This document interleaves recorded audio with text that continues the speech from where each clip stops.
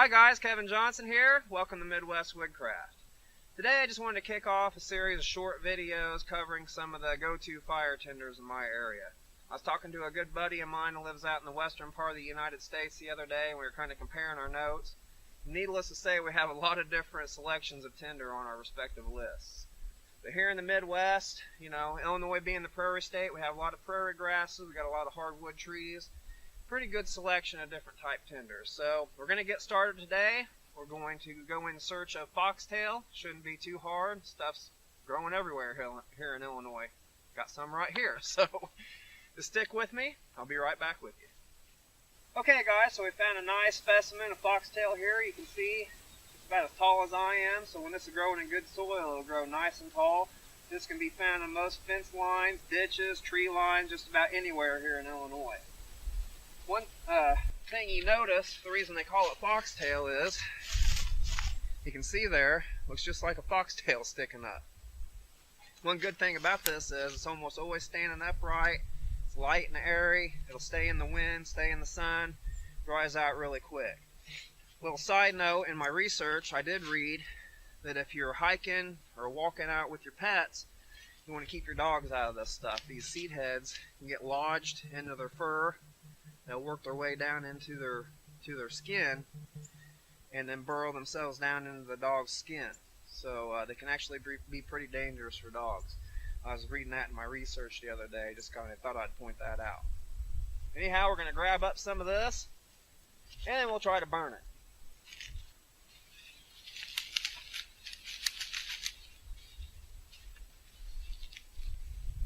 Alright guys, so when I'm using this foxtail, I'll take and kind of break it up a little bit.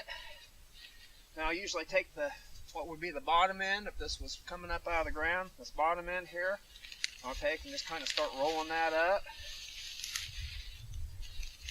Kind of making that bird nest shape. And you can see when I get down to the end, I have all these seed heads. Kind of take and fold them over, shove them in the center of that bird's nest. And what that does, that gives me a flash tinder in the center here, and it leaves this more straw type material intact to give me a longer lasting flame. Normally when I'm using this type of grass, I'll have a backup wad back behind me, just because this stuff does burn up pretty quick. That way I can kind of layer it in my fire as I go. And like I said, with these seed heads in the middle here, it's like a flash tinder, and those usually go up really easy, as you can see. Just kind of flip her upside down. Takes off good. Burns real hot, but it don't burn for a long time. Okay, so say you run into some foxtail, it's really wind blown, don't have any seed heads left on it for whatever reason, or you find out some other similar grass with no seed heads to use as your flash tinder. What do you do then? Well, then you just got to do it the old-fashioned way. You take your grass, you keep wadding it up, just like you would inner bark for a tree, anything like that. You just take it, try to create that surface area, try to get them fine fibers in there. I don't know if you can see that, but as I keep working it, it's deteriorating, crumbling up, but I'm getting some finer fibers in there, some finer hairs. Want that hairy material.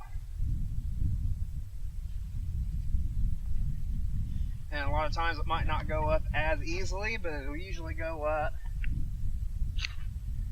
without too much trouble.